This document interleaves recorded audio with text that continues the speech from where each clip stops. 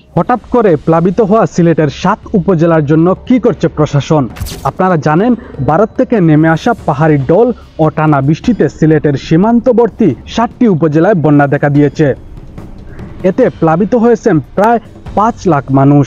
বন্যা কবলিত উপজেলাগুলো হলো জৈন্তাপুর, গোয়াইনঘাট, কানাইঘাট, কোম্পানিগঞ্জ, বিয়ানীবাজার, জকিগঞ্জ ও গোলাপগঞ্জ, যার জন্য সিলেট জেলায় ৫৪৭টি আশ্রয়কেন্দ্র চালু করা হয়েছে। এর মধ্যে ৭টি উপজেলায় ৩৪৯টি আশ্রয়কেন্দ্রে বন্যা কবলিত এলাকার ৪,৫০০ মানুষ আশ্রয় নিয়েছেন। এর মধ্যে গতকাল প্লাবিত উপজেলাগুলোর মধ্যে কানাইঘাট, জৈন্তাপুর, গোয়াইনঘাট, কোম্পানিগঞ্জ ও জকিগঞ্জে জেলা প্রশাসনের পক্ষ থেকে চাল, শুকনো খাবার ও অর্থ বরাদ্দ করা হয়েছে। এছাড়াও জানা যায়, জেলা প্রশাসনের পক্ষ থেকে ৫টি উপজেলার মানুষের জন্য ২০০ বস্তা করে মোট ১,০০০ বস্তা শুকনো খাবার, ১৫ মেট্রিক টন করে ৭৫ মেট্রিক টন চাল, ৫০,০০০ টাকা করে ২.৫ লাখ টাকা বরাদ্দ করা হয়েছে, যা খুব শীঘ্রই পৌঁছে দেওয়া হবে বন্যার্তদের মাঝে।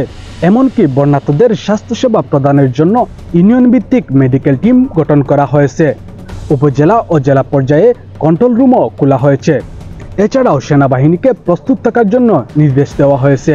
অর্থাৎ বলা যায়, বন্যা পরিস্থিতি মোকাবেলা করার জন্য জেলা প্রশাসন বিভিন্নভাবে গুরুত্বপূর্ণ ভূমিকা পালন করছে। শামিল হোসেন, জি ভয়েস 24।